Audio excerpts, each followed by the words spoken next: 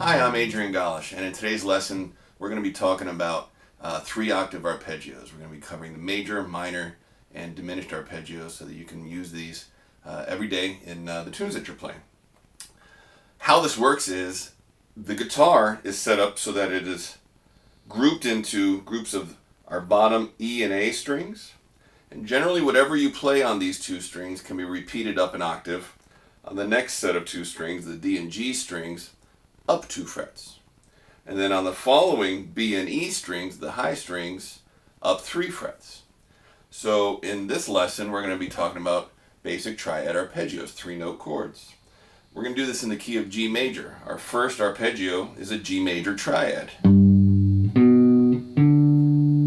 And this shape, my second finger on the 3rd fret, the G on the root, first finger on B, the 3rd, 4th finger on the D note, which is my 5th degree of the chord. We're going to use the same fingers, same everything, up 2 frets, next set of strings, up 3 frets, next set of strings.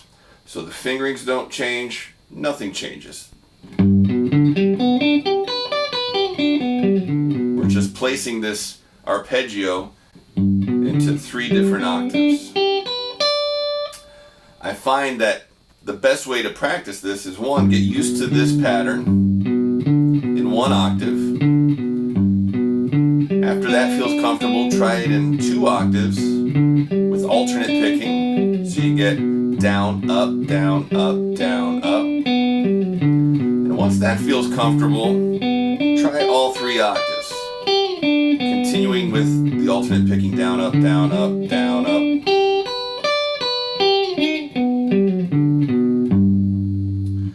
And once you get that under your fingers, do it with the metronome, and if you can get it faster, that's always good. And then we're going to try the minor. The only difference between a major arpeggio and a minor is that the 3rd degree of the chord, the 2nd note, is flattened. So for G minor, we have G, B flat on the 1st fret of my A string, and then our 5th degree, a D note. I'm going to use my 2nd finger, 1st finger, and 4th finger. So it's a little bit of a stretch, but still pretty doable. And just like before, start with 1 octave. When that's comfortable, try 2. When that's comfortable, attempt 3 octaves.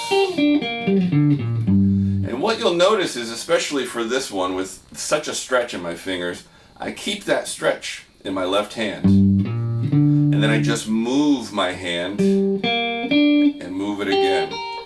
My thumb is in back of the neck, and it just quickly lets go and finds its new spot on the guitar, rather than sort of spider webbing your way across and losing that shape. You're just going to keep that stretch in your hand and move it around. The 3rd pattern is a diminished chord, and that's going to be our diminished triad. 3rd finger on G, my flatted 3rd, a B flat, and then a flatted 5th, a D flat. So I'm using my 3rd finger, 1st finger, and 4th finger now.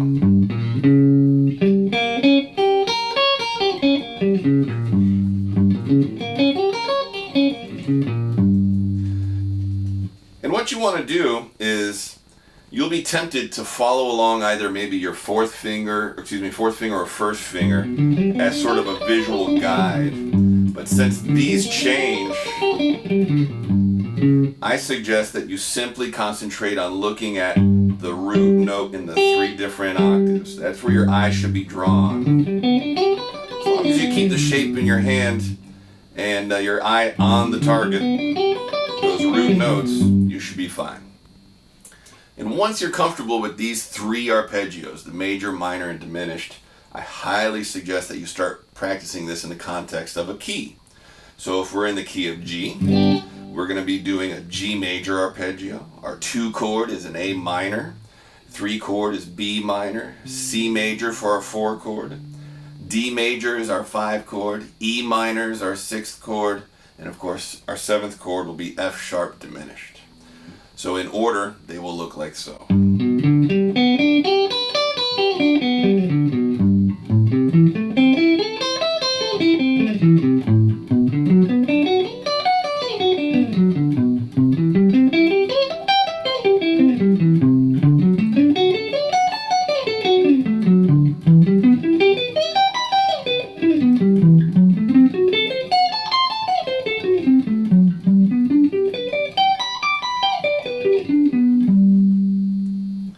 Work on those at home.